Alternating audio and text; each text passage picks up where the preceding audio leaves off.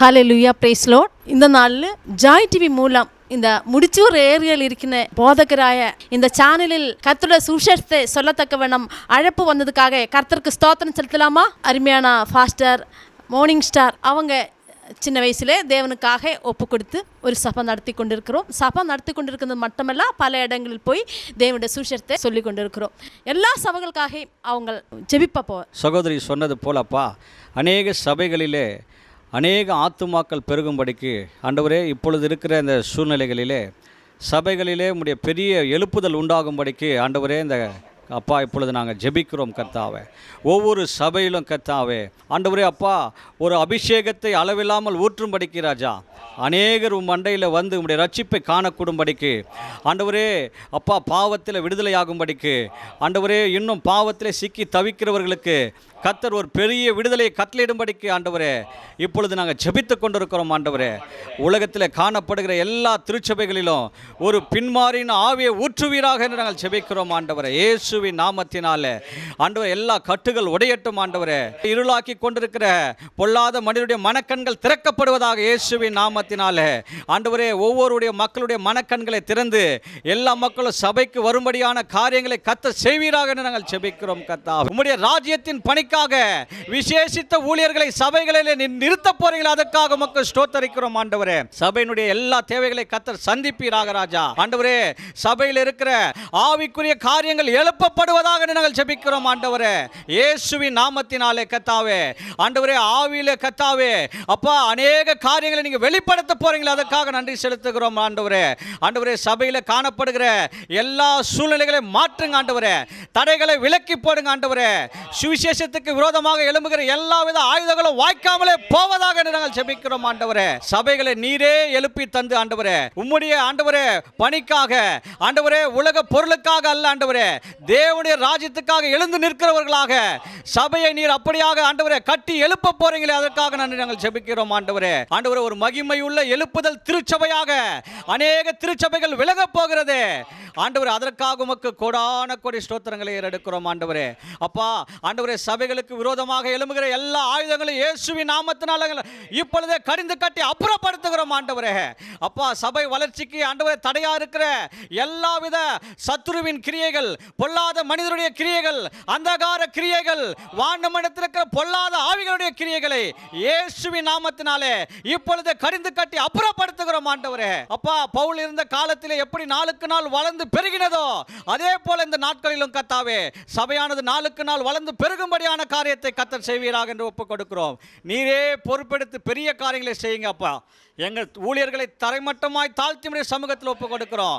வருகிற காலத்தில் வல்லமையுள்ள ஊழியர்களாய் பயன்படுத்தும்படிக்கு நாங்கள் ஜெபிக்கிறோம். அற்புத சுகமளிக்கும் வரங்களோடு ஆண்டவரே, பேதுருவை போல நடந்து நிழல் பட்டு சுகமானது போல எங்களுடைய ஊழியர்களை கூட திருச்சபையில் அப்படி பயன்படுத்த வேண்டும் என்று நாங்கள் ஜெபிக்கிறோம். கர்த்தாவே, எங்களை தாழ்த்தி ஒப்புக் கொடுக்கிறோம். பெரிய காரியங்களை கர்த்தர் செய்வீராக. இயேசுவின் நாமத்தில் ஜெபிக்கிறோம் பிதாவே, ஆமென். தேவா அன்பின் கூக்குரல் கேட்கவா, தேவா அன்பின் கூக்குரல் கேட்கவா, கல்வாரி மேட்டில் இருந்தொழுகி வரும் கூக்குரல், தேவா அன்பின் கூக்குரல் கேட்கவா,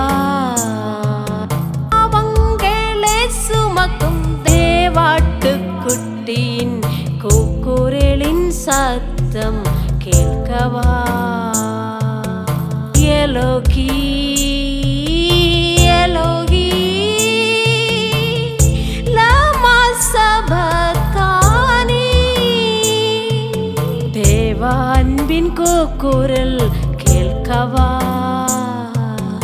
கல்வாரியில் இயேசுவின் பாடுகள் கண்டேன், இயேசுவின் தழும்புகளில் என் மோட்சத்தின் வாசல் திறக்கப்படுவதை நான் அறிந்தேன். மறுபடியும் நம்ம ஜெபத்திலே உறுதியாக இருக்கலாம். பாஸ்டர் ஆண்டனி அவங்களோட ஊழியம், இப்போ இங்கே கூடியிருக்கிற எல்லாருடைய ஊழியம் சொன்னால் எல்லாம் ரொம்ப கஷ்டப்பட்டு பயங்கரமான ஒரு தியாகத்துக்குள்ளே போய் ஊழியம் பண்ணுறாங்க. அதனால தான் இப்படிப்பட்ட பிள்ளைகளை இங்கே மட்டும் அடக்கி வைக்காமல நிறைய இடங்கள் நிறைய நாட்கள் தொட்டு அவங்க ஊழியம் பண்ணிட்டு இருக்கிறாங்க. அதனால் நீங்களும் எல்லாருக்கும் ஜாய் டிவி பார்க்குற ஒவ்வொரு தேவ பிள்ளைகளும் ஒவ்வொரு போதகரும் இவங்களுக்காக ஜெபிக்க வேண்டும். அதுக்காகத்தான் இன்னைக்கு டிவியில் இவங்களை உங்களுக்கு அறிமுகம் பண்ணி வைக்கிறது. அவங்களும் தரப்பாக்கம் ஏரியாவில் ரொம்ப காலனியாக இருக்குன ஏரியா. அது ரொம்ப கூலி வேலை செய்ய ஜனங்கள் தான் அங்கே இருக்கிறது.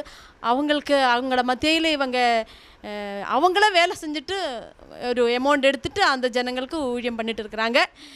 இந்த நாளிலும் அவங்க சபைக்காக ஜெபிப்பாங்க. அவங்களுக்கு சபை இப்போ இல்லை, அது கூடிய சீக்கிரம் இடம் வாங்கி சபை கட்ட வேண்டும். அதுக்காக நம்ம எல்லாம் சேர்ந்து அவங்க ஜெபிக்கும்போது அவங்களோட கூட ஜெபிக்கலாம். கர்த்தருடைய பரிசுத்த நாமத்துக்கு ஸ்தோத்திரம் உண்டாவதாக. நம்ம கண்களை மூடி திருச்சபைகளுக்காக தேசத்திலே கர்த்தர் கொடுத்திருக்கிற சபைகளுக்காக நாம் ஜெபிக்க போகிறோம். ஸ்தோத்திரம் ஆண்டவரே, மை ஸ்தோத்தரிக்கிறோம், மை துதிக்கிறோம், மை ஸ்தோத்தரிக்கிறோம், மை ஸ்தோத்தரிக்கிறோம் ஆண்டவரே. ஹல்லேலூயா, உமக்கு ஸ்தோத்திரம், ஸ்தோத்திரம், ஸ்தோத்திரம் அப்பா. இந்த நல்ல நேரத்திற்காக உமக்கு ஸ்தோத்திரம் ஆண்டவரே. இந்த நேரத்திலையும் திருச்சபைகளுக்காக ஜெபிக்கும்படிக்கு நீர் கொடுத்திருக்கேன் தருணத்திற்காக ஸ்தோத்திரம் ஆண்டவரே. நீ சொன்னீர், இந்த கல்லின் மேல் என் சபையை நான் கட்டுவேன் என்று சொன்னீர். பாதாளத்தின் வாசல்கள் அதை மேற்கொள்ளுவதில்லை என்று சொல்லியிருக்கிறீர் ஆண்டவரே. ஆண்டவரே, நீர் கட்டுவது திருச்சபையாக இருக்கிறபடினாலே ஆண்டவரே, நீரே எங்கள் ஒவ்வொருவர் மேலும், நீர் அழைத்த ஒவ்வொருவர் மேலும் ஆண்டவரே உடைய திருச்சபை கட்டும்படிக்கு நாங்கள் ஜெபிக்கிறோம் ஐயா. எங்கள் சுய பலத்தினால் அல்ல, மாம்ச பயத்தினால் அல்ல, மாம்ச பலத்தினால் அல்ல ஆண்டவரே, தேவ பலத்திலே தேவனே நீர் கட்டி எழுப்புகிற திருச்சபைகளை இந்த தேசத்திலே நீர் உருவாக்கும்படிக்கு நாங்கள் ஜெபிக்கிறோம் ஆண்டவரே. ஹல்லேலூயா. ஆவியினாலே கட்டப்படுகிற திருச்சபைகளாய் மாறட்டும் ஐயா. ஆவியினாலே ஆண்டவரே உம்முடைய சரீரமாக நாங்கள் கட்டப்பட வேண்டும் ஐயா.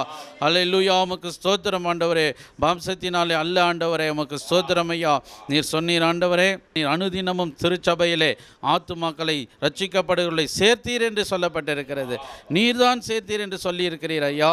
ஆண்டவரே, நாங்கள் பலத்தினாலே அல்ல, திட்டங்களினால் அல்ல, மற்ற விதமான எந்த ஒரு காரியத்தினால் அல்ல, கர்த்தர் அனுதினமும் திருச்சபையிலே ஆத்துமாக்களை ரட்சிக்கப்படுகளை சேர்த்தார் என்று நாங்கள் வாசிக்கிறோமே. நீர் சேர்க்கிற சபையாக ஒவ்வொரு சபையும் மாறட்டும் ஆண்டவரே. அப்பாண்டவரே, நமக்கு நாங்கள் ஆள் சேர்க்கிற கூட்டம் அல்ல ஆண்டவரே. அப்பாண்டவரே, கூட்டம் சேர்க்கிற சபைகள் அல்ல ஆண்டவரே, ரட்சிக்கப்படுகிறவர்களை சேர்க்கிற ஒரு சபையாக ஆண்டவரே எங்கள் ஒவ்வொரு திருச்சபையும் மாறும்படிக்கு நாங்கள் ஜெபிக்கிறோம் ஐயா. ஒவ்வொருவருக்குள்ளும் ஆண்டவரே தாழ்மையின் எண்ணங்களை நீர் கொடுப்பீராக ஆண்டவரே. 5 வகை ஊழியங்கள் இந்த சபையிலே செயல்படுவதாக உடைய பரிசுத்தமான கருத்துக்குள்ளாக எங்களை ஒப்புக் கொடுக்கிறோம். துதிகன மகிமையெல்லாம் உமக்கே செலுத்துகிறோம். இயேசுவின் நாமத்தில் பிதாவே, ஆமென்.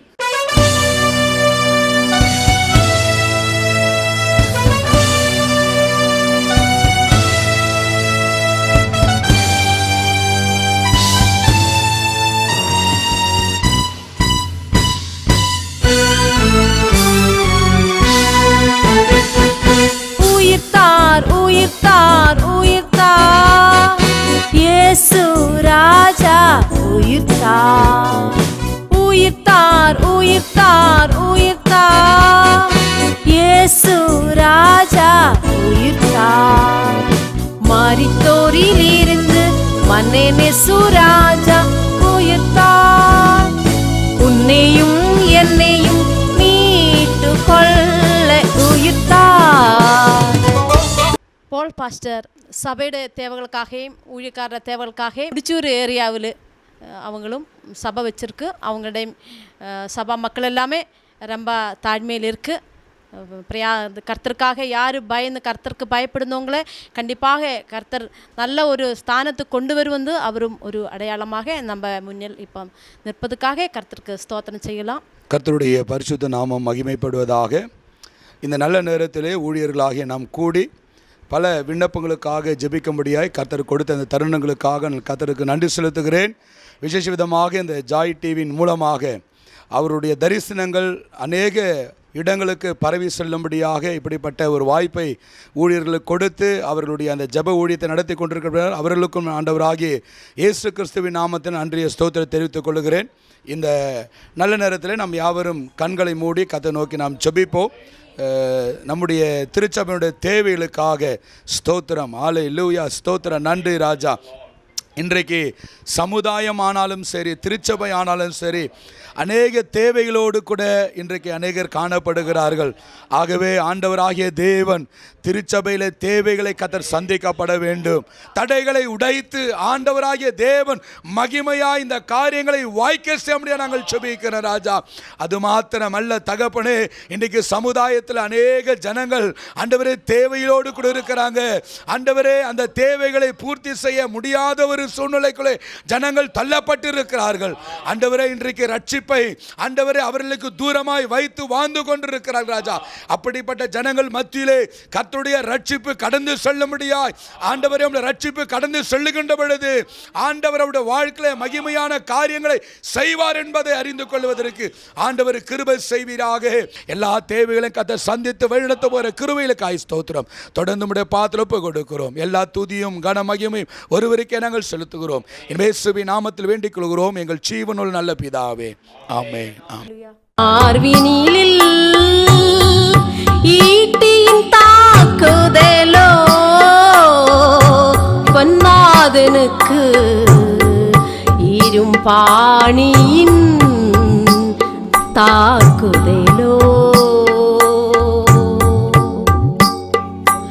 எனக்காக திருரத்தம் சிந்தினிரே, எனக்காக பலியானீரே. பொன்முடி சூடினா சிரசினிலோ சாபத்தின் முள் கிரீடமோ பொன்னாதனுக்கு பாவிகளின் பரிகாசமோ. நன்றி நன்றி நன்றி நன்றி நாதா,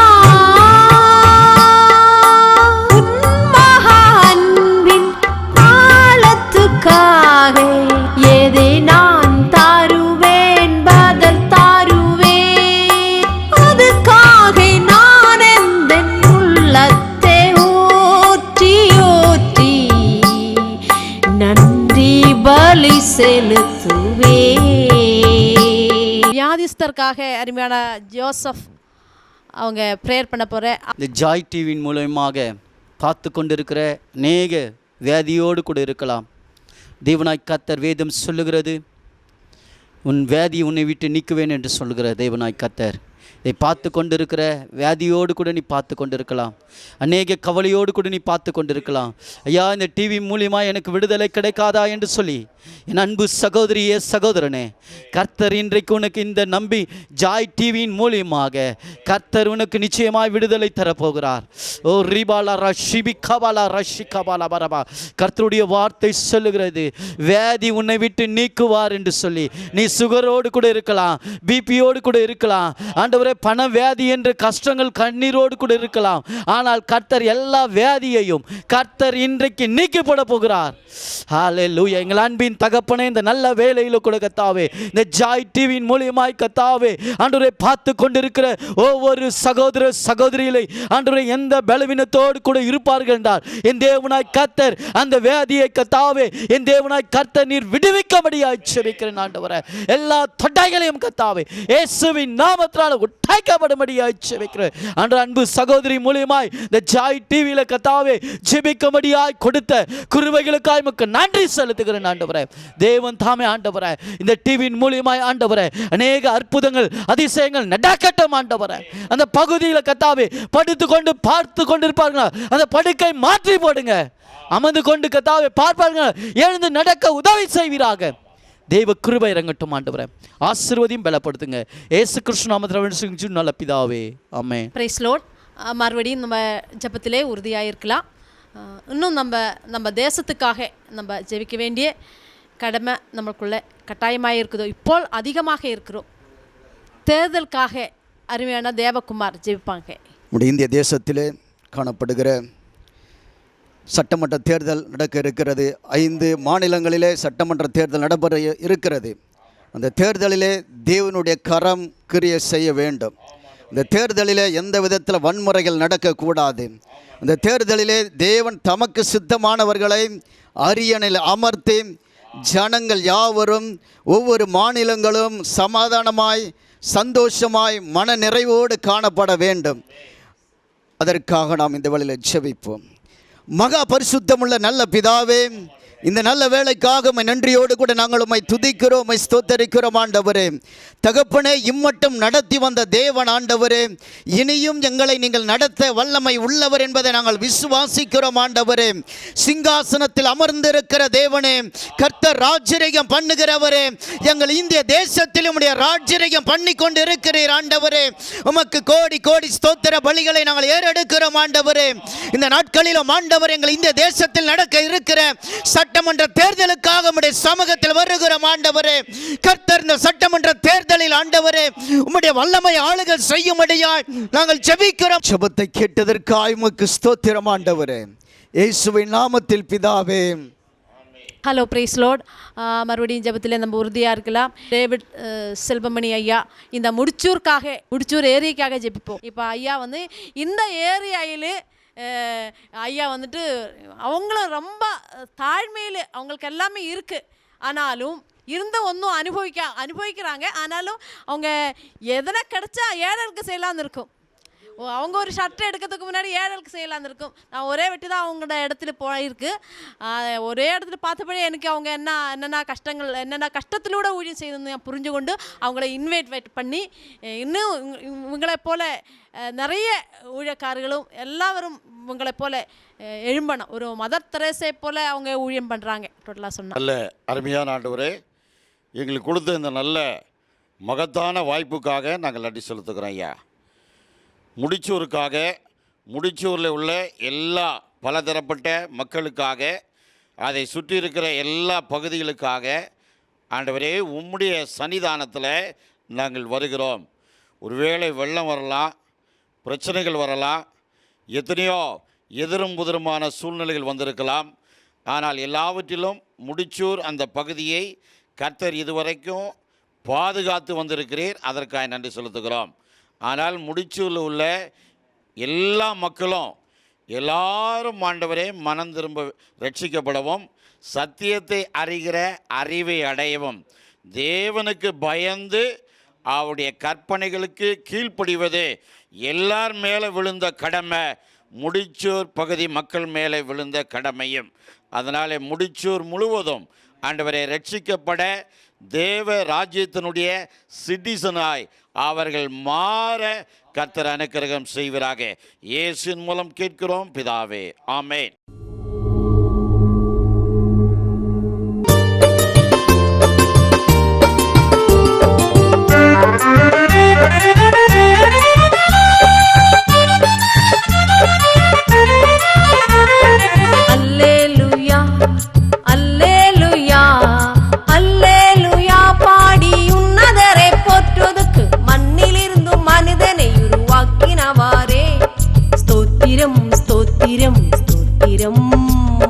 மனிதனை உருவாக்குவதற்கு ஏதேனில் அன்று இறங்கி வந்த தேவனே ஸ்தோத்திரம். மண்ணாகும் மனிதனிலே பாவங்களை அகற்றி தன் மகிமையோடு சேர்ப்பதற்கு சித்தம் கொண்டவரே ஸ்தோத்திரம், ஸ்தோத்திரம், ஸ்தோத்திரம். வானவும் பூமியும் வார்த்தையினால் உருவாக்கி மனிதனுக்கு கொடுத்தவரே ஸ்தோத்திரம், ஸ்தோத்திரம், ஸ்தோத்திரம், ஸ்தோத்திரம். அல்பாவும் ஓமேகாவும் ஆதியும் அந்தவுமாம் நித்திய தேவனே ஸ்தோத்திரம், ஸ்தோத்திரம், ஸ்தோத்திரம். யாரும் எங்கேயும் போகாதுங்க. எல்லாரும் இந்த நிகழ்ச்சி பார்த்து கொண்டிருங்க. எல்லாரும் ஜெபம் பண்ணுங்க, எங்களோடு சேர்ந்து ஜெபம் பண்ணுங்க. இன்னும் தேசம் நல்ல செழிப்பாகணும். அதோடு கூட நம்மளும் செழிப்பாகணும். தேசம் செழிப்பானதான் நம்ம செழிப்பாகும். அதுக்கு மேலான ஒரு செழிப்பு இருக்குது, பரலோக செழிப்பு. தேவனுக்கு சொந்தமான ஒரு பொக்கிஷம் நமக்குள்ளே இருக்குது. அதுதான் நம்ம ஆத்மாவு. அந்த ஆத்மாவுக்கு ஏற்படுந்த மரணம் தான் என்னன்னு தெரியுமா? ஆத்மாவுக்கு ஏற்படுந்த மரணம் தான் பாவம், நரகம். அதிலிருந்து மீட்டுக்கொள்ளத்தக்கவனம் இயேசு கிறிஸ்து வந்தார். அவருடைய சுவிசேஷம் எல்லா ஜனங்களுக்கும் போய் சேர வேண்டும். அவரோட வருகைக்கு முன்பே, இந்த உலக அழியத்துக்கு முன்னே. ஒரு நிமிஷம் எல்லாரும் ஆவியில் கொஞ்சம் அனலாகுங்க. நம்ம கூடுகையோட ஒரு ஹெட்டிங்கே என்ன? United evangelical Holi fire. சாதாரண ஃபயர் கிடையாது, இது பரலோக ஃபயர். தேவனுடைய அக்கினி உங்கள் மேலே இப்போது ஊற்றப்பட போகுது. அதுக்காக நம்முடைய தேகம் தேகி ஆத்மாவே படைச்ச தேவனுடைய பாதத்திலே அர்ப்பணிக்கலாமா? அர்ப்பணிக்கணும். உங்களுக்கு அர்ப்பணித்து ஜெபம் பண்ணும்போது அந்த பரலோக அக்கினி உங்களுடைய உள்ளத்திலும் வருவார், உங்களே மறுரூபமாக்குவார். உங்களோட காரியங்கள், சாபங்கள், கெட்டுகள், வியாதிகள் இதெல்லாம் ஆண்டவர் பார்வையில் ஒன்றும் கிடையாது. அந்த அக்கினிக்கு முன்பே ஒன்றும் கிடையாது. நம்ம ஜெபம் பண்ணலாமா? ஹல்லேலூயா, ஹல்லேலூயா, ஹல்லேலூயா, ஹல்லேலூயா. சேனைகளின் கர்த்தர் பரிசுத்தர், பரிசுத்தர், பரிசுத்தர். அன்பான தெய்வமே, இயேசு கிறிஸ்துவின் வல்ல நாமத்தினாலே ஒரு நாள் கூட கர்த்தாவே இந்த ஜாய் டிவி முகாந்திரம் அருமையான பிள்ளைகளோடு சேர்ந்து உன்னை ஆராதிக்கத்தக்க வேணாம் ஏசப்பா. நீ தந்த கிருபைக்காக நன்றி, நன்றி, நன்றி. பூமியுடைய எல்லா இடங்களிலும் தேவனுடைய துதி பரவ கடவுள் வசனத்தினாலே தேவனுடைய மகிமை எல்லா ஜனங்களும் பெற்றுக்கொள்ள வேண்டும் என்ற வசனத்துக்காக தேவனுடைய ரட்சிப்பு அறிஞ்சு கொள்ளத்தக்க வேணும். தேவகுமாரன் இயேசு கிறிஸ்து இந்த பூமிக்கு வந்ததே அப்பா சகல ஜனங்களுக்கும் அது சுசேஷ சத்தியமாக பறந்து கொண்டிருக்கின்ற இந்நாட்களிலே அது அப்பா அது நாங்களும் கர்த்தாவே ஹல்லேலூயா அது அடைஞ்ச சந்தோஷம் சமாதானம், நாங்கள் அடைஞ்ச ரட்சிப்பின் வல்லமே எங்களுக்கு சமமான சகல ஜாதிகளும் சகல மனிதர்களுக்கும் போய் சேரத்தக்க வேணும். அவங்களும் அந்த ஞானத்தை பெற்றுக்கொள்ளத்தக்க வேணும். அப்பா உன்னுடைய வருகைக்கு ஜனங்களை ஆயத்தப்படுத்துங்கள் என்ற தேவாதி தேவனுடைய வாக்குத்தத்த பிரகாரம் உன்னுடைய வாக்கின் நிமித்தம் இந்த ஜனத்தோடு நாங்கள் கர்த்தாவே பேசத்தக்க வேணும். இந்த ஜனத்துக்காக அப்பா திறப்பில் நின்று ஜெபிக்கத்தக்க வேணும். எங்களை நீ தாயின் கருவில் இருந்து நின் சுசேஷத்துக்காக நீருங்க எங்களை தெரிஞ்சு கொண்ட நின்ற கிருபைக்காக நன்றி ஏசப்பா. ஹல்லேலூயா, ஹல்லேலூயா. டிவியில் கூட இப்ப பார்த்து கொண்டிருக்கிற ஒவ்வொரு பிள்ளைகளை இயேசு கிறிஸ்துவின் ரத்தத்துக்குள்ள ஒப்பு கொடுக்கிறோம். தேவன் முன் குறிச்சிருக்கிற ஒவ்வொரு ஜனங்களே இயேசு ரத்தத்துக்கு ஒப்பு கொடுக்கிறோம். பாவிகளே ரட்சிக்கத்தக்க வண்ணம் உலகத்தில் வந்த பரிசுத்த தெய்வமே, எங்களை ரட்சிச்சவரே, இந்த நாளிலே இந்த சத்திய சுவிசேஷம் ஒவ்வொரு இடங்கள் மேலே உன்னுடைய வார்த்தை போய் சேரத்தக்க வேணும். உன்னுடைய பரிசுத்த வேதகாமம் படிக்கத்தக்க வேணும். ஆவியான கிறிஸ்து இயேசு கிறிஸ்துவின் இரத்தம் ஒவ்வொரு ஜனங்கள் மேலே ஒவ்வொரு ஆத்துமாக்கள் மேலே நாங்கள் தளிக்கிறோம் ஏசப்பா. அவங்களுடைய உள்ளான கண்கள் இயேசு நாமத்திலே திறக்கப்படட்டும் அப்பா. அப்பா உலக பிரகாரமாக ஏசப்பா இந்த உலகத்தினுடைய பாரங்களை பற்றியும் கஷ்டங்களை பற்றியும் வியாகுலப்பட்டு கொண்டு இருக்கின்ற அவங்களுடைய மனசிலே தேவாதி தேவனுடைய பிரகாசம் உன்னுடைய பரிசுத்த அக்கினி அப்பா நிரப்புவீராக. குமாரனாம் இயேசு கிறிஸ்துவின் கல்வாரி ரத்தம் ஜெயம், இயேசு கிறிஸ்துவின் கல்வாரி ரத்தம் ஜெயம். இயேசு அந்த நாமத்துக்குள்ள இந்த பிரபஞ்சமே இருக்கும்போது, இயேசு அந்த நாமத்துக்குள்ள வானங்கள் இருக்கும்போது, இயேசுப்பா நாங்களும் உன்னுடைய நாமத்துக்குள்ள இருக்கும்போது அது அறிஞ்சு கொள்ளத்தக்க வண்ணம் பிள்ளைகளுக்கு கிருபையை கொடுப்பீராக. தேவன் முன்குறிச்சிருக்கிறார்கள் இந்நாளிலே ரட்சிக்கப்படத்தக்க வண்ணம் இயேசு நாமத்திலே ஜெபிக்கிறோம். தேவனுடைய கேட்கும் நல்ல பிதாவே, ஆமென். பிரைஸ் லார்ட், ஹல்லேலூயா. மறுபடியும் நம்ம தேசத்துக்காக ஜெபிக்கலாமா? நம்ம தேசத்தில் சமாதானம் சந்தோஷம் வேணும். ஆனால் இப்போ நாளுக்கு நாள் சமீபமாய் கொண்டு இருக்கும்போது காலையில் டிவி பார்த்தா உடன் தானே நமக்கு எதுக்கடா டிவி வச்சுன்னு இருக்கும். அந்த அளவுக்கு கூக்குரல் நடு ரோடில், இந்த அளவுக்கு ஜனங்கள் துஷ்ட மிருகங்களாயிட்டு மிருகங்களாயிட்டே மாறிட்டு இருக்குது. அந்த அளவுக்கு ஜனங்கள் கொடூர ஜனங்களாயிட்டு இருக்குது. அதுக்காக நம்ம தேசத்துக்காக நம்ம ஜெபிக்க வேண்டிய கடமை. எல்லா பாவிகளை ரட்சிக்கத்தக்க வண்ணம் எல்லா மனுஷனையும் பரிசுத்தமாக்கி பரலோகம் கொண்டு போய் சேர்க்கத்தக்க வண்ணம் இயேசுவானவர் வந்தார். அதனால் இந்த தேசத்துக்கு இருக்கின்ற ஜனங்களுக்காக தேசத்துக்காக நம்ம ஜெபிக்கத்தக்க வண்ணம் இன்னும் ஒரு வெட்டி கூட நம்முடைய தலைகளை தாழ்த்தலாம். அருமையான சகோதரன் இவாஞ்சலிஸ்ட் தாமோதரன் பிரதர் உங்களுக்காக தேசத்துக்காக இப்போது ஜெபிப்பார். நாம் தேசத்துக்காக அநேக இடங்களிலே அநேக காரியங்கள் நடந்து கொண்டு வருகிறது. தேர்தல், வன்முறைகள், தேசத்துக்கு விரோதமான காரியங்கள். அப்படியே கர்த்தர் இந்த நாளிலே நம்முடைய இந்திய தேசத்தை ரட்சிப்பின் பாதையில் கொண்டு வர அநேக பிள்ளைகள் இன்னும் ரட்சிக்கக்கூடாதபடி தேச தலைவர்கள் இந்த நாளில் தொடும்படியாகும். அப்படியே கிறிஸ்தவர்களுக்கு விரோதமான தேசத்தில் அநேக காரியங்கள் நடைபெற்று வருகிறது. இந்திய தேசத்தை ஆளுகிற இந்த நாளில் பிரதமரை இந்த நாளில் கரத்தில் ஒப்படைகிறாஜா. அவர்தான் இந்த சட்டங்களையும் அப்படி எதையெல்லாம் மாற்ற வேண்டும், எதையெல்லாம் அதை திட்டங்களை கொண்டு வர வேண்டும் சொல்லி இந்த கிறிஸ்தவர்களுக்கு விரோதமான காரியங்களை இந்த நாளிலே கொண்டு வருகிற காரியங்கள் உங்கள் கரத்தில் ஒப்புகிறாஜா. இந்த தேசத்தை ஆளுகிற பிரதமரை நீ தொடுமுறையாக நாங்கள் ஜெபிக்கிறோம். அப்படியே நாளிலே உள்துறை அமைச்சர்களை நீ தொடுமுறையாக நாங்கள் ஜெபிக்கிறோம். இந்த காரியங்களுக்கு விரோதமாக ஏற்படுகிற ஒருடைய அமைச்சர்கள் உடைய கரத்தில் ஒப்புகிறாஜா. உங்களுக்கு விரோதமாக ஏற்படும் எந்த ஒரு ஆயுதத்தையும் கர்த்தர் வாய்க்காத போக பண்ணுவேன் என்று சொல்லிக்கிறேன். இந்த இந்திய தேசத்திலே கிறிஸ்துவ மதம் இந்த நாளிலே பரவக்கூடாதபடி ஜெபத்துக்கு விரோதமான காரியங்களும் இந்த நாளிலே சுவிசேஷம் உலகமெங்கும் போய் சொல்ல முடியாத காரியங்களுக்காகவும் இந்த நாளிலே ஊழியங்களுக்கு விரோதமாக ஏற்படும் எல்லா ஆயுதங்களை கர்த்தர் நாளிலே வாய்க்காத போக நிரப்பப்படும்படியாக நாங்கள் ஜெபிக்கிறோம். எங்கள் தேசத்துக்கு ஒருவருடைய எம்பிகளை நீ தொடும்படியாக நாங்கள் ஜெபிக்கிறோம். அங்கங்கே இருக்கிற மாநிலத்துடைய எம்பிகளை நீ தொடும்படியாக நாங்கள், அங்கங்கே மாநில ஆளுகின்ற ஒருவருடைய தலைவர்களை தொடும்படியாக நாங்கள் ஜெபிக்கிறோம். சோத்தம் அங்கங்கே கிறிஸ்தவர்களுக்கு விரோதமான கூட்டங்கள் நடைபெறாதபடி அதற்காக திட்டங்களை தீட்டிக்கொண்டு அப்படியா இருக்கிற அரசியல்வாதி திட்டங்கள் அநேகமாக இருக்கிறது. அதுக்காக இந்த நாளிலே பயந்து கொண்டு அப்படியே ஊழியத்தை செய்து கொண்டிருக்கிற எல்லா தேசத்துடைய அப்படியானுடைய ஊழியக்காரர்களுடைய கரத்தில் ஒப்படைக்கிற ராஜா. அப்படியே அந்த இந்திய தேசம் ஒரு கிறிஸ்துவ நாடாய் மாற வேண்டும். அப்படியே எங்கள் எல்லையை சுற்றிலும் வேலியை அடைக்கணும் ராஜா. உடைய தூதுகளை கட்டளையிடுங்க, ஆசீர்வாதம் எங்களை பலப்படுத்தும். இயேசு கிறிஸ்துவின் ஜெபத்துக்கு நல்ல பிதாவே, ஆமேன் ஆமேன். அதாவது இந்த கூடுகையில் சுவிசேஷம் எல்லா இடங்களும் பரவ வேண்டும். அதனால் இந்த ஒரு கூடுகை நம்ம வச்சுருக்கோம். ஒவ்வொரு மாதம் ஒவ்வொரு போதகரையும் ஸ்பெஷலாக அழைத்து அவங்களுக்கு ஹோனர் பண்ண வேண்டும் என்று என்னுடைய உள்ளத்தில் ஒரு ஏவுதல். அது பிரகாரம் நாங்கள் இது செய்கிறோம். இந்த நாளிலும் அருமையான டேவிட் செல்வம் அவர்களுக்கு நம்ம அந்த ஒரு சிறந்த போதகர் நல்ல ஒரு வெகுமதி கொடுத்து அவங்களை வரவேற்கிறோம். ஓகே. 1 பேதுரு 3ஆம் அதிகாரம் 9ஆம் வசனம், தீமைக்கு தீமையும் உதாசீனத்துக்கு உதாசீனத்தையும் சரிக்கட்டாமல் அதற்கு பதிலாக நீங்கள் ஆசீர்வாதத்தை சுதந்திரித்து கொள்ளும்படி அழைக்கப்பட்டவர்கள் என்று அறிந்து ஆசீர்வதியுங்கள் என்று சொல்லி நாம் பார்க்கிறோம்.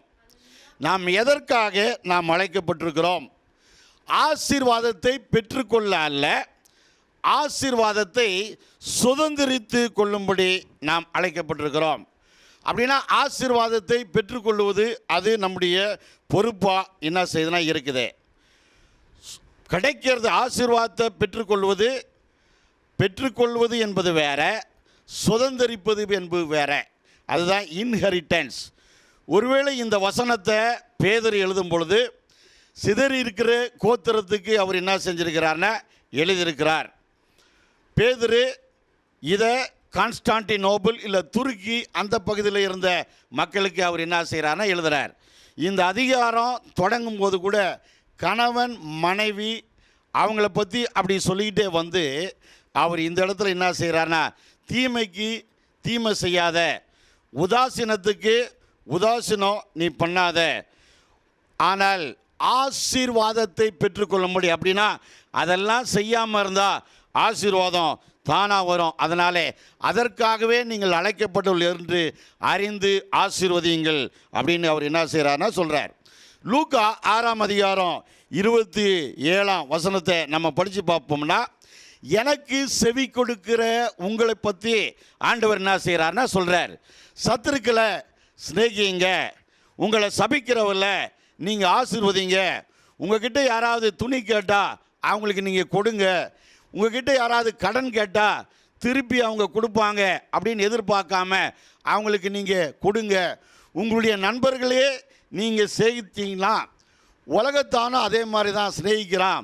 அதனால் தீமைக்கு தீமை நீங்கள் செய்யாதீங்க, அப்படிப்பட்டவங்க நல்லது செய்யுங்க அப்படின்னு ஆண்டவர் லூக்கா 6ஆம் அதிகாரம் 27ஆம் வசனத்திலிருந்தும் அதை நம்ம பார்க்கலாம்.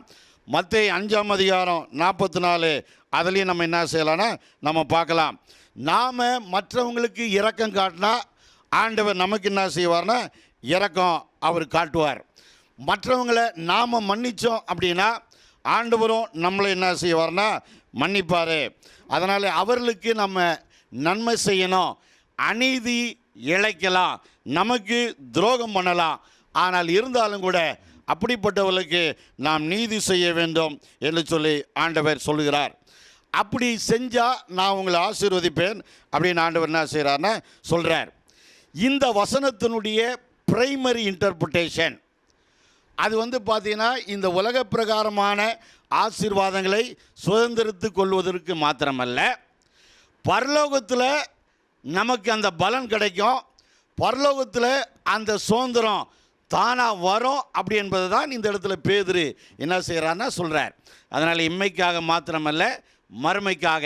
அதனால் மறுமைக்காக மாத்திரமல்ல, இம்மைக்காகவும் அந்த ஆசீர்வாதம் என்ன செய்யணும் நமக்கு வரும். அது ரோமர் 8ஆம் அதிகாரம் 17-18 நாம் படித்து பார்ப்போம்னா, நாம் பிள்ளைகளாக நாம் இருப்போம் என்றால் நாம் சுதந்திரமாய் நாம் இருக்கிறோம். தேவனுடைய சுதந்திரம் கிறிஸ்துவுக்கு உடன் கோஹெர்ஸ் கிறிஸ்துவுக்கு உடன் சுதந்திரமாய் நாம் இருக்கிறோம் என்று சொல்லி நாம் இந்த இடத்துல நாம் பார்க்கிறோம். நாம் மகிமைப்படும்படிக்கு அவரோட கூட நாம் பாடுகளை நாம் சகித்தோம் என்றால் அது அப்படியே ஆகும். அதனாலே இக்காலத்திலே வரும் பாடுகள் இனி வரும் மகிமைக்கு ஒப்பிடத்தக்கவைகள் அல்ல என்று சொல்லி நாம் பார்க்கிறோம். ஆண்டவர் இந்த முழு உலகத்தையும் ஆசீர்வதிக்கும்படி ஒரு குடும்பத்தை ஆண்டவர் தெரிந்து கொண்டார்.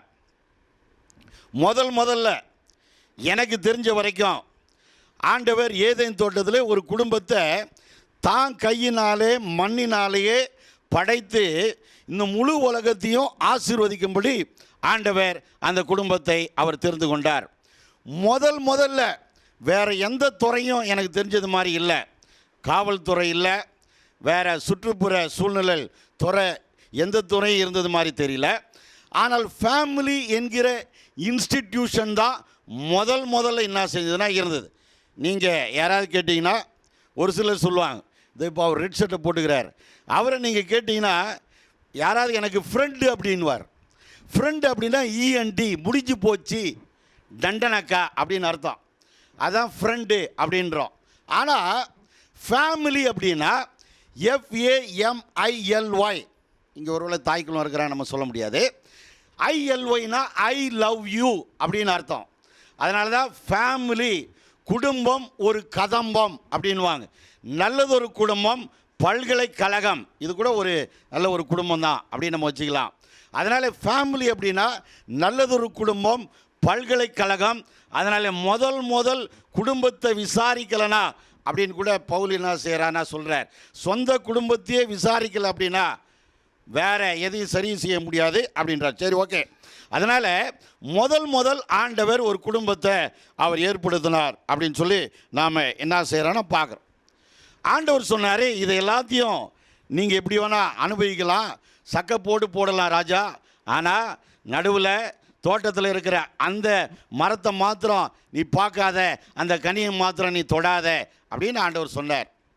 ஆனால் சாத்தான் என்ன செய்கிறான்னா மரத்தை காமிச்சு கனியை காமிச்சு இவங்களை என்ன செய்கிறான்னா போட்டு வாங்குறான்.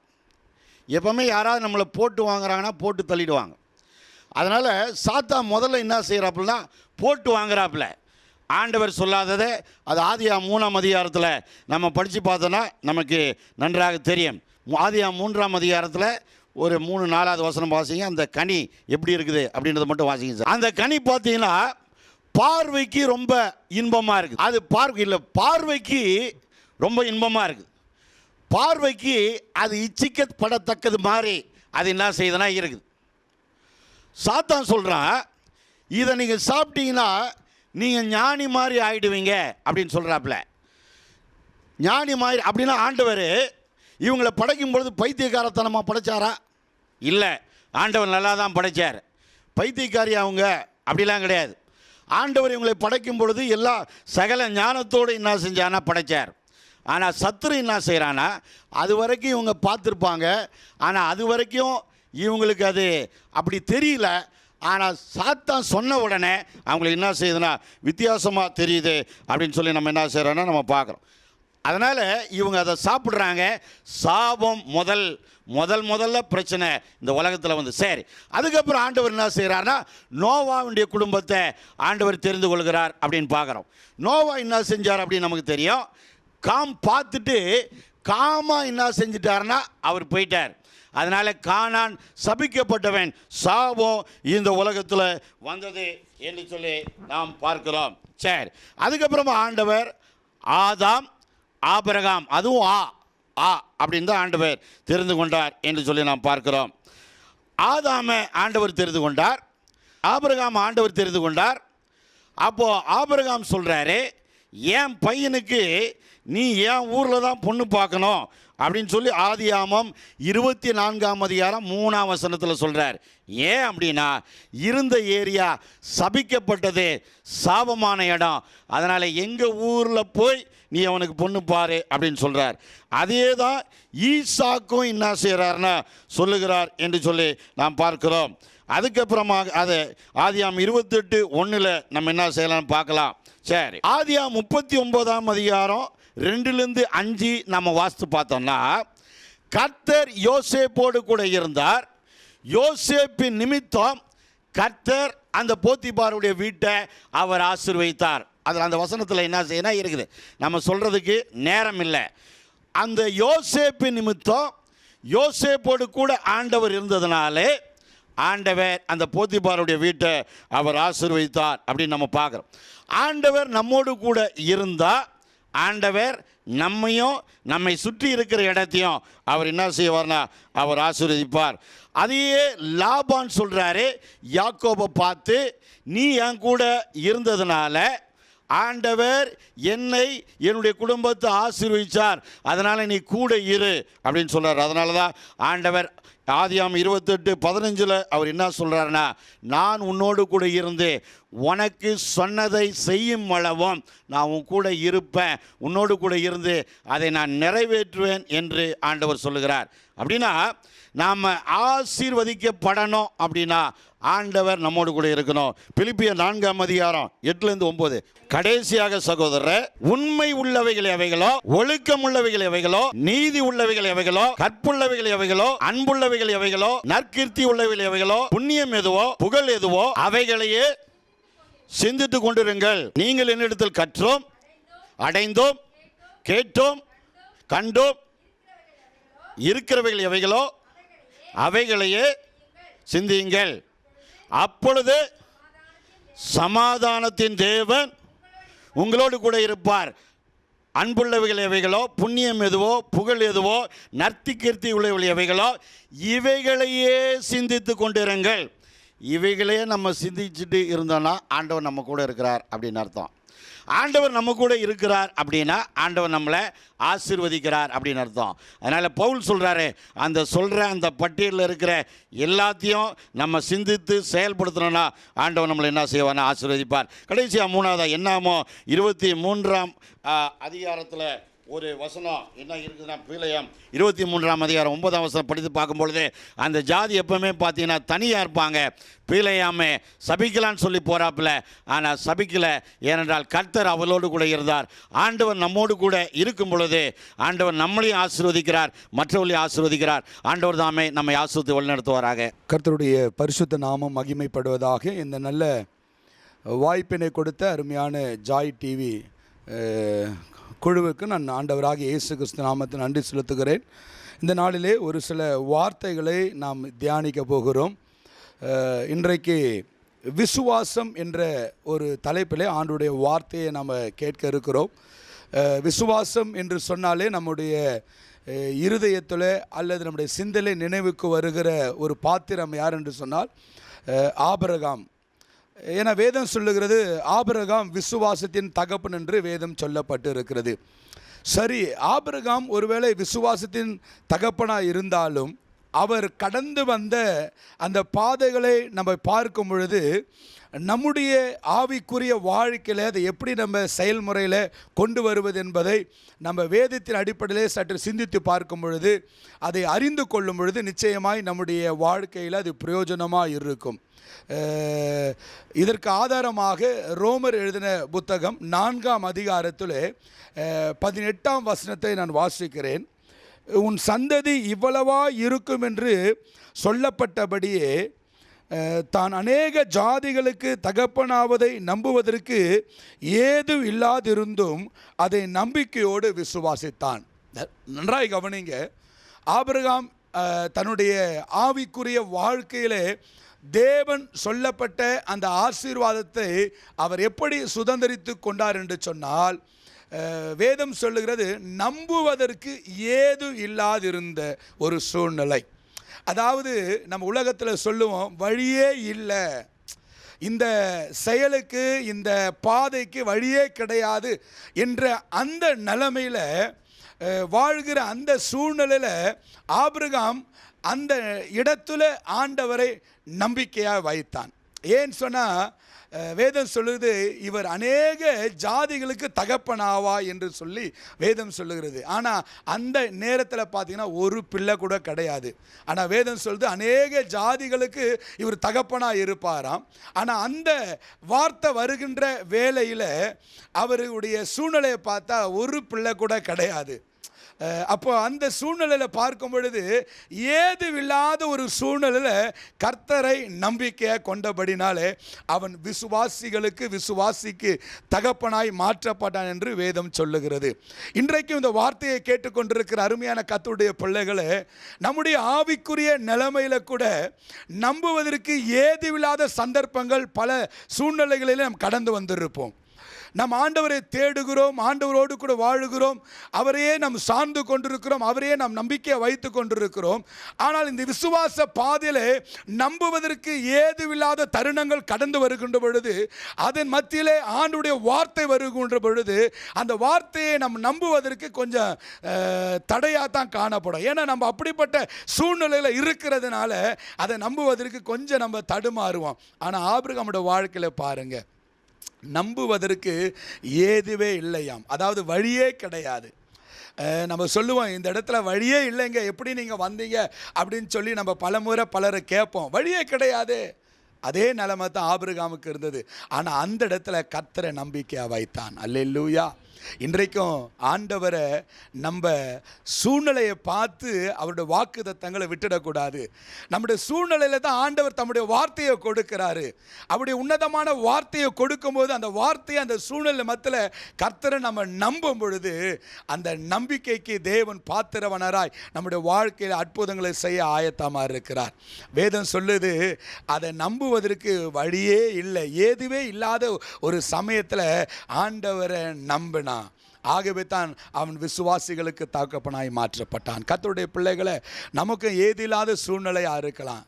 ஒருவேளை அநேகர் நம்மளை பார்த்து சொல்லலாம், வாழறதுக்கு வழியே கிடையாதுங்க, இந்த குடும்பத்துக்கு நன்மையே நடக்காது, வாசலே கிடையாது, வழியே இல்லைன்னு சொல்லி அவங்க நம்முடைய வாழ்க்கையை தீர்மானித்து இருக்கலாம். ஆனால் அப்படி தீர்மானிக்கப்பட்ட அந்த நிலைமையில் நீங்கள் கர்த்தரை நம்பிக்கை வச்சு பாருங்களேன். ஏது இல்லாத ஒரு வழியில் ஆண்டவர் வழியை கொடுப்பதற்கு அவர் ஆயத்தமாக இருக்கிறார். முதல் படி ஆபிரகாமுடைய வாழ்க்கையில் ஆசீர்வாதம் பெறுவதற்கு ஏது இல்லாத பொழுது கர்த்தரை நம்பி வைத்தானாம். 19ஆம் வசனம் சொல்லுகிறது, இரண்டாவது காரியம், அவன் விசுவாசத்திலே பலவீனமாய் இருக்கவில்லையாம். அல்லேலூயா. நல்லா கவனிங்க, விசுவாசத்தில் அவன் பலவீனமாக இருக்கலை. இன்றைக்கி சரீர பலவீனம் வரும் பொழுது அதுக்கு உடனே நம்ம என்ன செய்வோம்? பரிகாரத்தை தேடிக்கொள்ளுவோம். ஒருவேளை நம்முடைய சரீரம் அதுக்கு ஒத்துழைப்பு கொடுக்கும், ஒருவேளை மருத்துவரை நாடுவோம், இல்லை பல யுக்திகளை கையாடுவோம். ஆனால் ஆவிக்குரிய வாழ்க்கையில் விசுவாசத்தில் அவன் பலவீனமாக இருக்கவில்லை.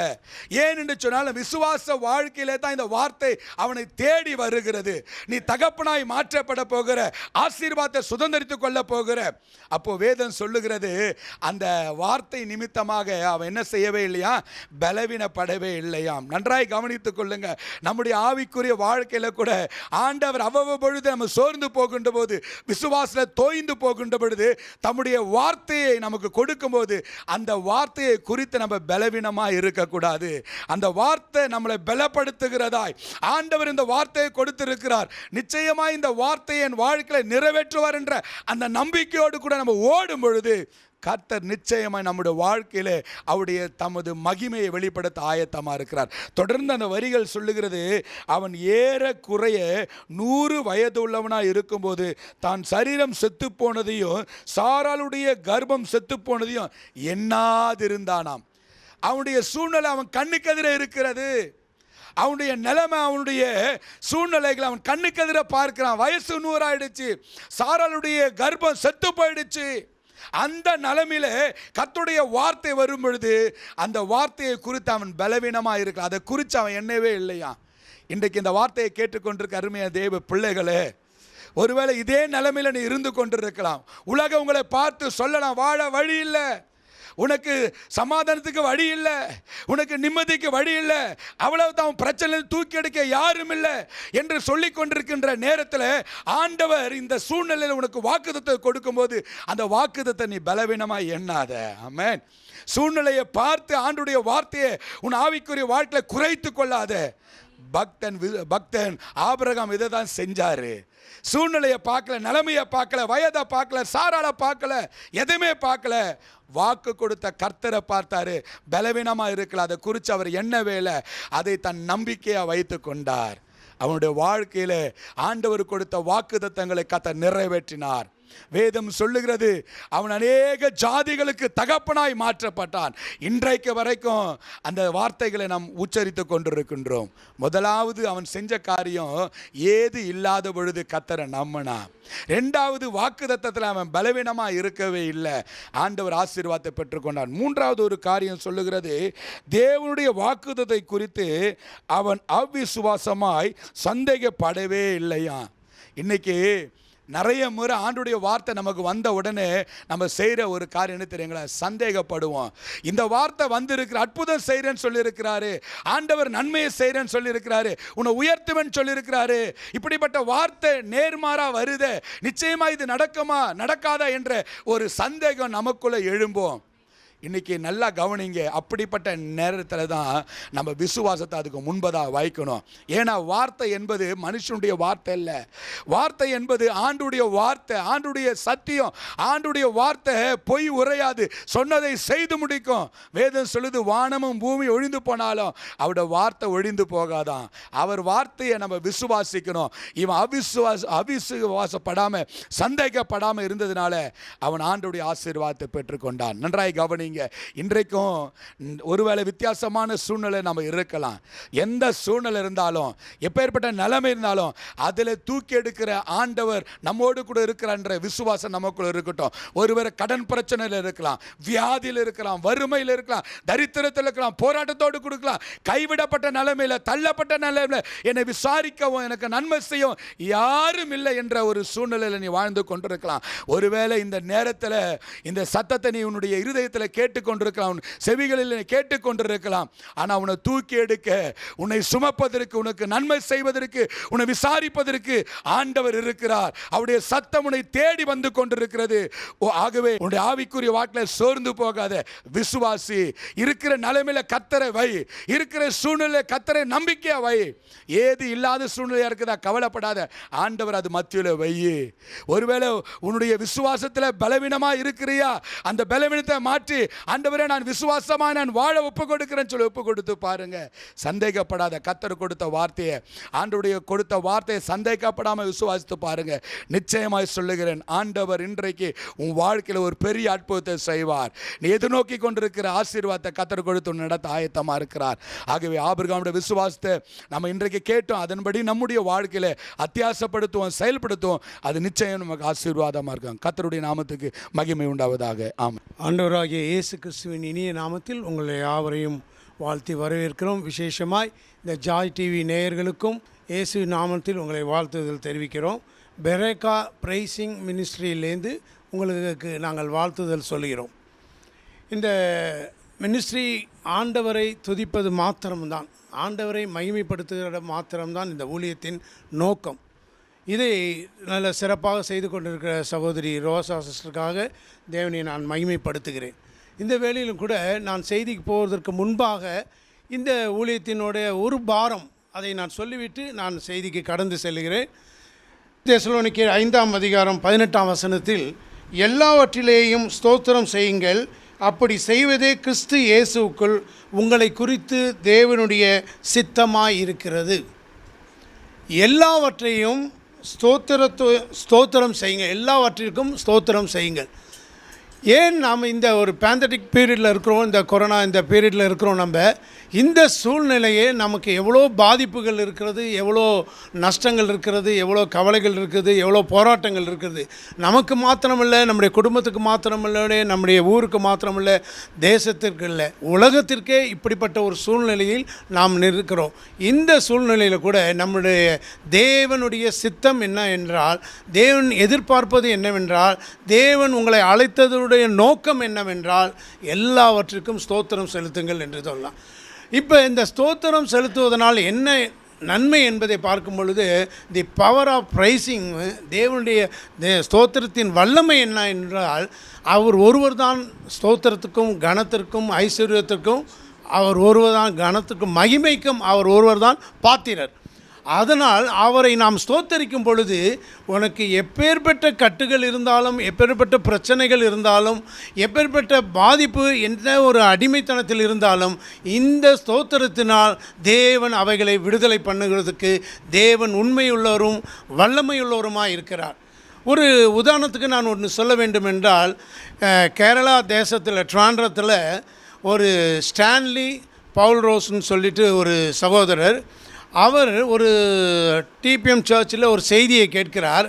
அந்த செய்தி என்னவென்றால், நீ எல்லாவற்றுக்கும் ஸ்தோத்திரம் செலுத்து அப்படின்னு என்று அந்த செய்தி ஏடி தாமஸோட செய்தியை அவர் கேட்டுட்டு அந்த வார்த்தையை பிடித்து கொண்டு அவர் ஒரு நாள் வீட்டில் இருக்கும் பொழுது ஒரு பேங்க் மேனேஜர் வராரு. அவர்கிட்ட வந்து என்ன ஸ்டான்லி எப்படி இருக்கீங்கன்னு கேட்குறப்ப, இந்த நேரத்தில் வந்திருக்கீங்களேன்னு விசாரிக்கிறப்ப, இல்லை உன்னுடைய வீடு ஜப்தி ஆக போகிறது, அதற்கான ஃபைல் இதெல்லாம் நான் எடுத்துகிட்டு வந்திருக்கிறேன், இந்த பேங்க்லேருந்து இவ்வளோ வந்திருக்கேன், எங்கே அதை பாருங்கள் காமிங்க அப்படின்னு சொல்லிட்டு விசாரிக்கும் பொழுது அவர் அதை எடுத்து காமிக்கும் பொழுது எல்லாமே ஃபால்ஸ் நியூஸ், எல்லாமே தவறான செய்திகள். ஆனால் அவருக்கு 1,50,00,000 அவருக்கு கடன் இருந்தது அந்த டைமில். அப்போ இந்த செய்தியை கேட்டதுக்கப்புறம் அவர் ஜெபிக்க ஆரம்பித்தார்.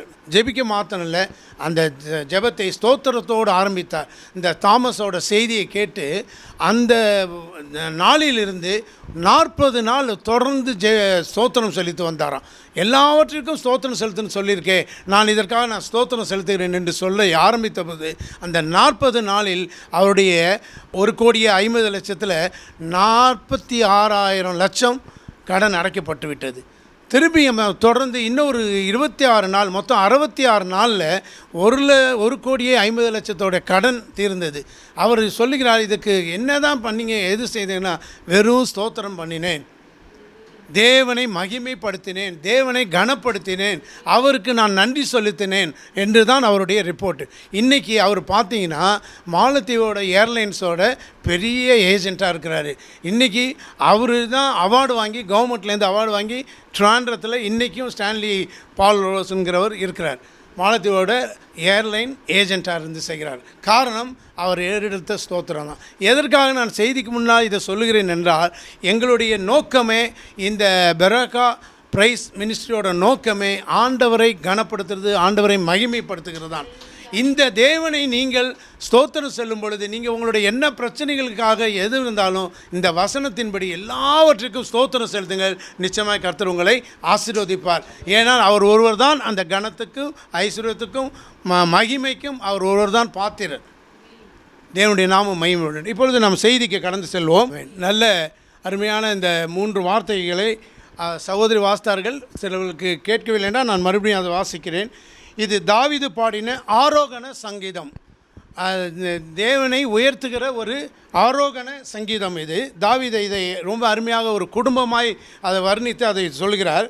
இதோ சகோதரர் ஒருமித்து வாசம் பண்ணுகிறது, எத்தனை நன்மையும் எத்தனை இன்பமுமானது. அது ஆரோனுடைய சிரசின் மேல் ஊற்றப்பட்டு அவனுடைய தாடியின் வடிகிறதும் அவனுடைய அங்கிகளின் மேல் இறங்குகிறதுமான நல்ல தைலத்துக்கும் எர்மோன் மேலும் சீயோன் பர்வதங்கள் மேலும் இறங்கும் பனிக்கும் ஒப்பாயிருக்கிறது. அங்கே கர்த்தர் என்றைக்கும் ஆசீர்வாதத்தையும் ஜீவனையும் கட்டளையிடுகிறார். இது ஒரு 4-5 பகுதிகளாக பிரிக்கலாம். அதை சொல்லும் பொழுது, இதோ சகோதரர்கள் ஒருமித்து வாசம் பண்ணுகிறது, எத்தனை நன்மை எத்தனை இன்பமாக இருக்கிறது என்று அந்த சங்கீதக்காரன் அதை அழகாக வர்ணித்து சொல்கிறார்.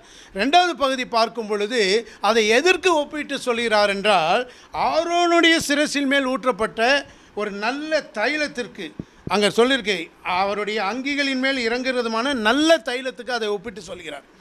3வது பகுதி பார்க்கும் பொழுது, எர்மோன் மேலும் சீயோன் பர்வதம் மேலும் இறங்கும் நல்ல ஒரு பனி போல அதை இறங்குகிற காரியத்தை, பனிக்கு ஒப்பாய் இருக்கிறதை அவர் வர்ணிக்கிறார். அங்கே இந்த இடத்துல பாருங்கள், அந்த இடத்துல தான், அங்கே அந்த இடத்துல பாருங்கள், அங்கே கர்த்தர் என்றென்றைக்கும் ஆசீர்வாதத்தையும் ஜீவனையும் கட்டளையிடுகிறார்.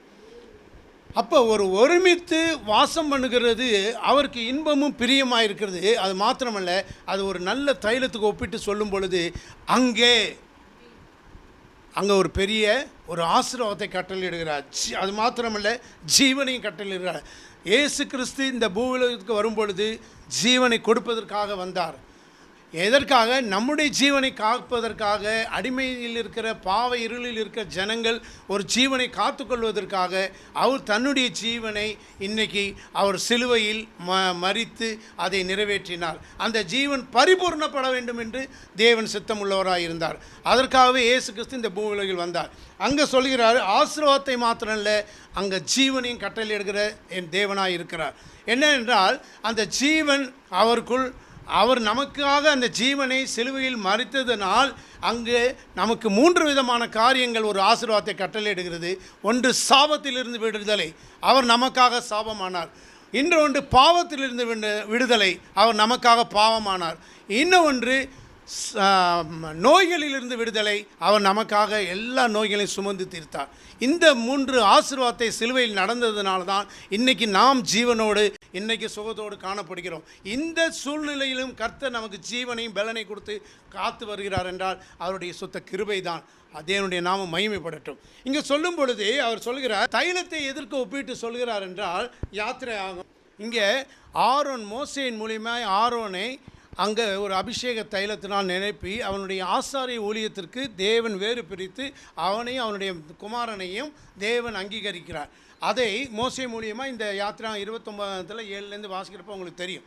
இப்படி அந்த தைலம் எப்படிப்பட்டதாக இருக்கிறது என்றால், அந்த தைல புத்தகத்தை பற்றி சொல்லும்போது யாத்திரா 30ஆம் அதிகாரம் 23 25 சொல்கிறாரு, அந்த 5 விதமான பொருளோடு இணைந்து கூட்டப்பட்ட ஒரு தைலம் என்று சொல்லப்பட்டிருக்கு. எப்படின்னா, வெள்ளை போளம், கருவாப்பட்டை, சுகந்த வசம்பு, ஒலிவ எண்ணெய், லவங்கப்பட்டை, இந்த 5 விதமான பொருளை வைத்து அந்த ஒரு விசேஷித்த தைலத்தை, ஒரு அபிஷேக தைலத்தை தேவன் அங்கே கட்டளையிட்டிருக்கிறார். மோசே மூலியமாய் ஆரோனுக்கு இந்த அபிஷேக தைலத்தினால் அபிஷேகம் பண்ண வேண்டும்.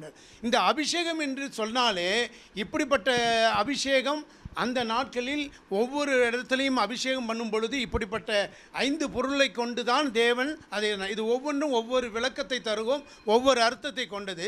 நாம் தைலத்தை பார்க்கும் பொழுது, அந்த அபிஷேகம் என்று சொல்லும் பொழுது, ஒருவனுக்குள் ஒரு அபிஷேகம் நிரப்பப்படும் பொழுது அவனுக்குள்ள ஒரு மாற்றத்தை உண்டு பண்ணும். அந்த அபிஷேகம் உனக்குள்ளார வரும் பொழுது ஒரு மாற்றத்தை உண்டு பண்ணும்.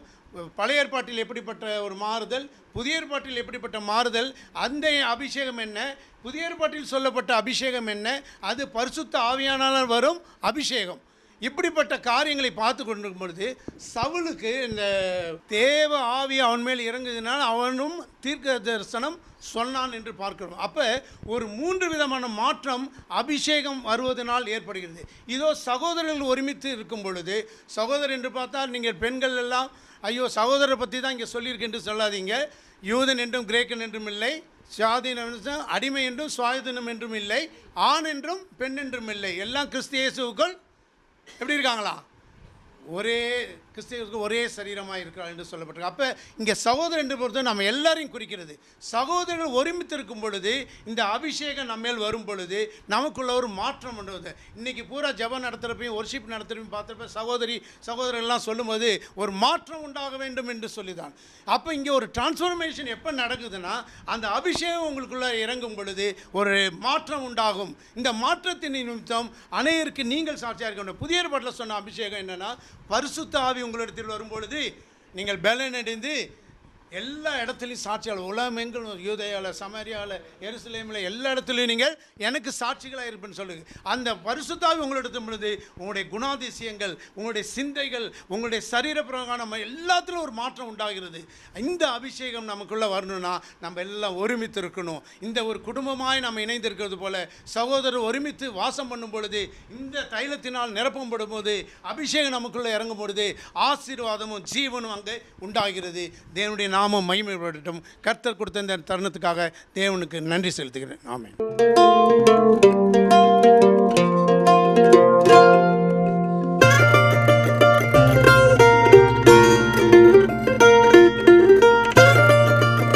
சங்கீதம் 90:4 உமது பார்வைக்கு 1000 வருஷம் நேர்த்து கழிந்த நாள் போலவும் ராட்சாமம் போலவும் இருக்கிறது. மாயை போல் மறையும் எங்கள் மனித வாழ்க்கையில் எங்கள் நாட்களை அறியும் ஞானத்தை எங்களுக்கு கொடுப்பீராக. மாயை போல் மறையும் மனித வாழ்க்கையில் ஹalleluya praise lord. அருமையான டிஸ்கன் ஃபாஸ்டர் சொன்னதிலே மெயினாட்டுள்ள ஒரு அர்த்தம் கடைசியில் எவ்வளோ எனக்கு, அதாவது இதோ சகோதரங்கள் ஒத்துழைத்து வசிப்பது எத்திர சுபம் எத்திர ஆனந்தம் வசன பிரகாரம், அதாவது ஒரு குடும்பம் எப்படி தேவனுக்குள்ளே அன்பாக இருக்கும் ஐக்கியமாக இருக்கும், அதே போல் தேவ பிள்ளைகளுக்குள்ளே அன்பும் ஐக்கியமும் அதிகரிக்கும்போல் அந்த அபிஷேகமானது ஒரு 5 பொருட்களை கொண்டு தயார் பண்ண அபிஷேகம் தேவனுடைய சபைகளிலிருந்து ஆண்டவருக்கு கொடுக்க வேண்டிய பலங்களை பற்றி சொல்லுகிறார். அப்போ நம்ம கூடி கூடி இன்னும் தேவனுடைய காரியங்கள் செய்யும்போது அது அதிகமாகும்.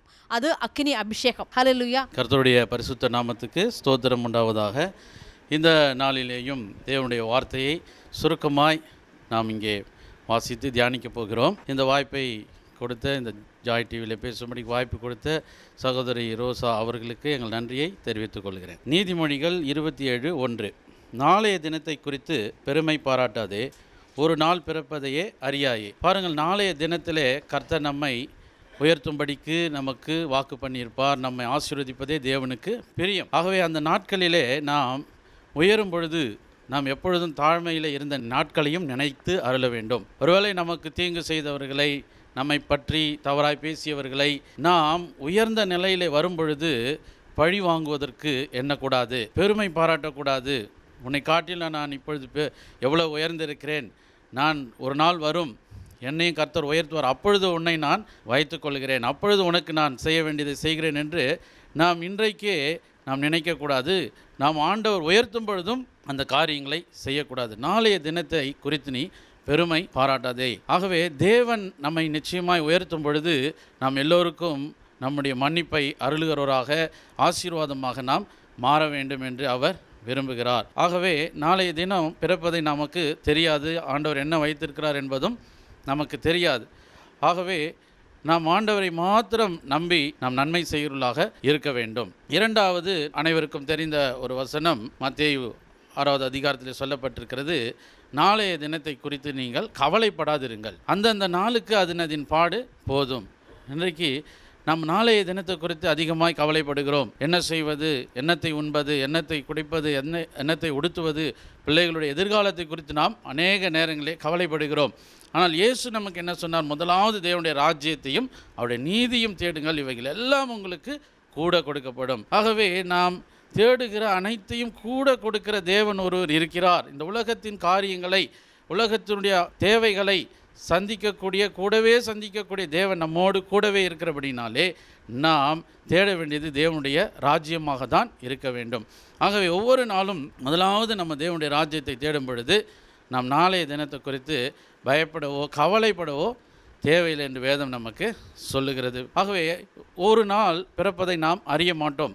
ஆகவே நான் என்ன செய்ய வேண்டும்? சில வேட்களில் நல்ல நாட்கள் உண்டு, சில நேரங்களில் தீய நாட்கள் நமக்கு வருகிறது. எல்லா நாளும் நல்ல நாளாக இருப்பது நம்ம எல்லோரும் எதிர்பார்த்து விரும்புகிற ஒரு காரியம்தான். ஆனால் இந்த நாள் எதை நமக்கு கொடுக்கிறது என்பதை காட்டிலும் அந்தந்த நாளிலே நான் என்ன கொடுக்கிறேன் என்பது தான் தேவன் நம்மிடத்திலிருந்து எதிர்பார்க்கிற காரியமாய் இருக்கிறது. ஆகவே வேதம் சொல்லுகிறது பிரசங்கியிலே 12வது அதிகாரத்திலே, தீங்கு நாட்கள் வருவதற்கு முன்பு உன் வாலிப பிரயாத்திலே உன் சிருஷ்டிகரை நினை.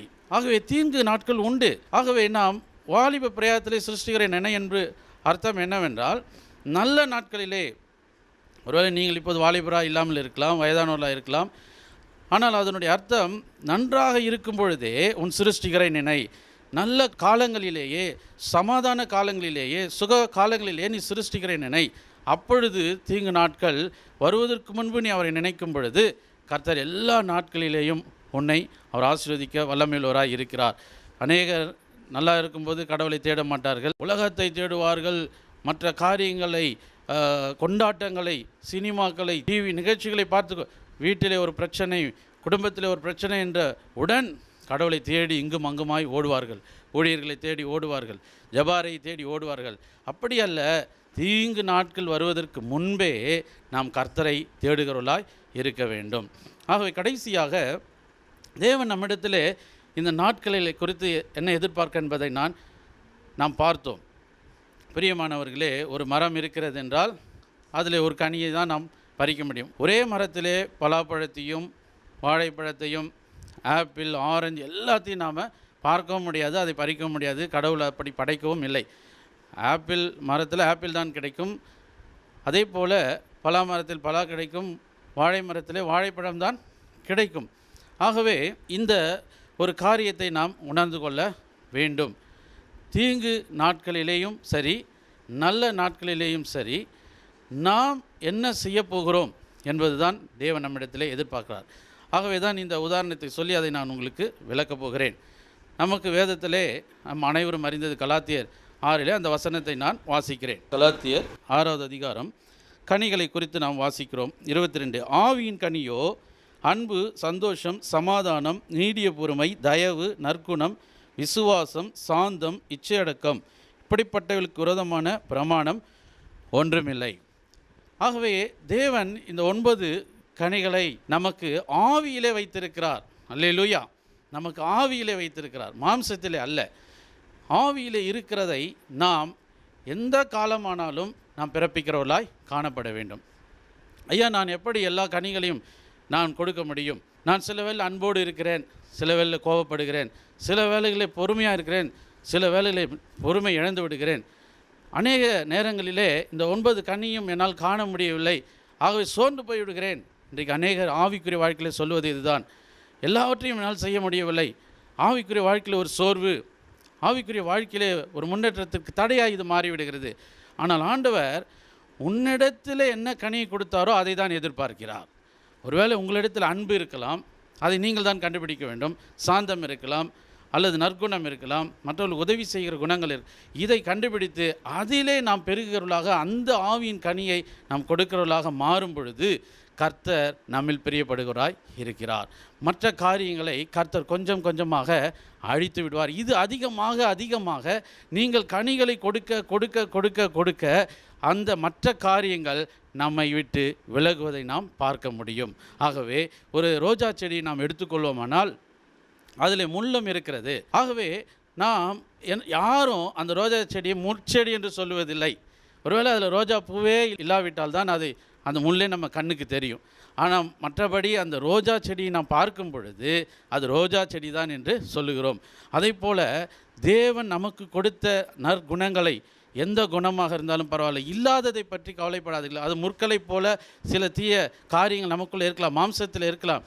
ஒரு முள் பவுலுக்கு கொடுக்கப்பட்டது போல உங்களுக்குள்ளே அந்த முற்கள் இருக்கலாம். அதை பார்த்து சோர்ந்து போகாமல் உங்களுக்குள்ளே இருக்கிற கனிகளை கொடுக்கிறவர்களாக நாம் மாற வேண்டும். பிரியமானவர்களே, அந்த ரோஜா செடி தன் பூவை கொடுக்க கொடுக்க எல்லாரும் அந்த பூவை தான் பார்ப்பார்கள். அதை போல் நீங்கள் ஆவியில் இருக்கிற கர்த்தர் கொடுத்த கனியை கொடுக்க கொடுக்க அந்த நற்குணத்தை தான் எல்லோரும் பார்ப்பார்கள், கடவுளும் அதை தான் பார்ப்பார். ஆகவே நாம் எந்த நாட்களாலும் சரி, எந்த சூழ்நிலையானாலும் சரி, நாம் கர்த்தருக்கென்று நற்கனிகளை கொடுக்கிறவர்களாக நாம் மாறுவோம். அதுவே கர்த்தருக்கு பிரியம். கர்த்தர் உங்களை ஆசீர்வதிப்பாராக. ஆமென். ஜாய் டிவிக்காக நம்ம சேர்ந்து ஜெபம் பண்ணலாம். இந்த சேனல் நிறைய இடங்களில் போயிட்டு இருக்குது. கொஞ்ச நாளுக்குள்ளே நல்ல டோப்பில் வந்த ஒரு சேனல். கர்த்தரோட ஊழியங்கள் வளர்கிறதுக்காகத்தான் இந்த நாளில் நம்ம கூடியிருக்கிறோம். அதுக்கு நம்ம அர்ப்பணித்து நம்ம ஜெபம் பண்ணலாம். நல்ல ஆவியில் ஜெபம் பண்ணும்போது ஆத்மாவினுடைய ஒரு சேனல் என்று சொன்னால் அது விசுவாசம் மட்டும்தான்.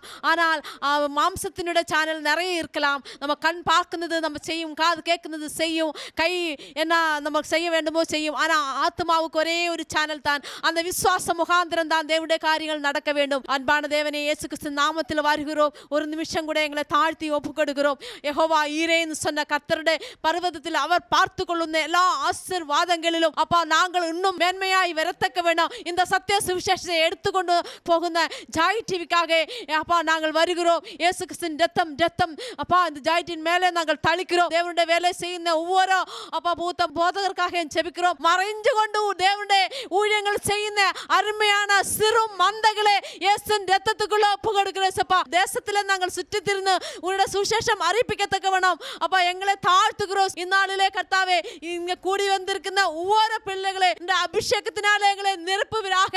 அப்பா இந்த நாளில் நாங்கள் கேட்ட வசனங்கள் எல்லாம் எங்களுக்குள்ள பலமாகத்தக்க வேணும். அப்பா நீரே தினந்தோறும் எப்பா எங்களுடைய கர்த்தாவே ஹல்லேலூயா எங்களிருந்து நீ பலத்தை பறிக்கத்தக்க வேணும். வேணும், அது ருசிக்கத்தக்க வேணும். அப்பா உனக்கு ஏற்ற பிள்ளைகளாக்கி எங்களை மாற்றுவீராக.